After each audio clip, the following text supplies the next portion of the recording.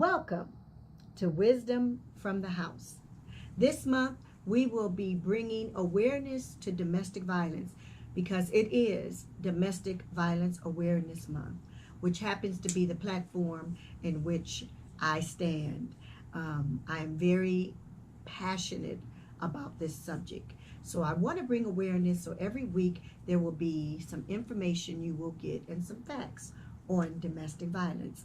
I will also be targeting Nevada, since that's the state we live in. So let's jump right into what is domestic violence. I'm going to tell you the definition every single week until you hear it and you know it's more than just violence. Domestic violence is the willing intimidation, physical assault, battery, sexual assault, and or other abusive behavior as part as a systemic pattern of power and control perpetrated by one intimate partner against another. It includes physical violence, sexual violence, threats, and emotional and psychological abuse. The frequency and the severity of domestic violence varies dramatically. Let me tell you something. What does abuse include? Abuse begins with behaviors that may easily be dismissed or downplayed, such as name calling, threats, possessiveness, or distrust. Abusers may apologize profusely for their actions or try to convince the person they are abusing that they do these things out of love and care. I know I'm talking to somebody. I need you to hear me, ladies and gentlemen. However, violence and control always intensifies over time. And with an abuser, despite the apologies, what may start out as something that was first believed to be harmless, wanting the victim to spend all their time only with them because they love them so much, escalates into an extreme control and abuse, threatening to kill or to hurt the victim or others if they speak to family or friends. Some examples of these abusive tendencies include, but are not limited to, telling the victim that they can never do anything right,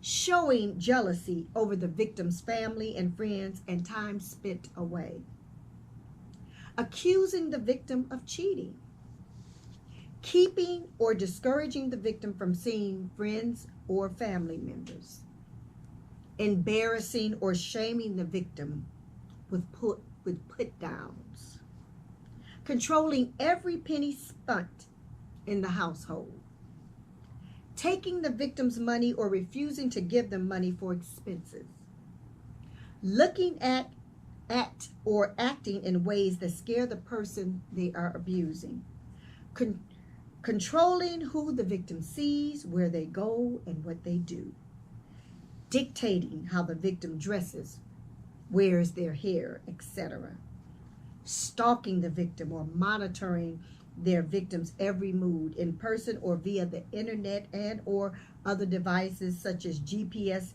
tracking or even the victim's phone, preventing the victim from making their own decisions, telling the victim that they had a bad parent or threatening to hurt, kill, or take away their children, intimidating the victim with guns and knives or other weapons, pressuring the victim to have sex when they don't want to do it or do things sexually that they're not comfortable with, forcing sex with them, refusing to use protection when having sex or sabotaging birth control, pressuring or forcing the victim to use drugs or alcohol. If any of this has been you or you've been in any of this, there is a hotline number, 1-800-799-7233. You can call this hotline number and get help. I want you to go and on CHR Inc.'s Facebook page and put #SurvivorsSpeak. Tell your story And if you don't have a story, hashtag Survivor Speaks and tell how you're going to bring awareness to this topic among your friends and families. Because if it's 1 in 4 and you know more than 4 women, somebody in that circle has been or is being abused. Is domestic violence always physical?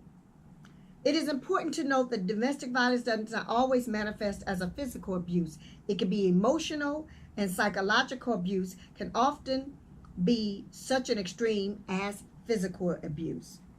Understand, ladies and gentlemen, domestic violence is real. So we're going to continue this conversation next week. I want you to share this. I don't want you to be afraid to share it. I hope someone gets blessed and understands you are a beautiful person. And God never intended anyone to put their hands on you or hurt you. Again, go to CHR Inc. on our Facebook page, or you can go to www.chrinc.net and send me an email so that we can have some discussions. Look out for our next sessions and our next series of empowerment sessions we will be having in 2019, starting in February. They're going to be once a month, and they are absolutely free because I believe in you. See you next week.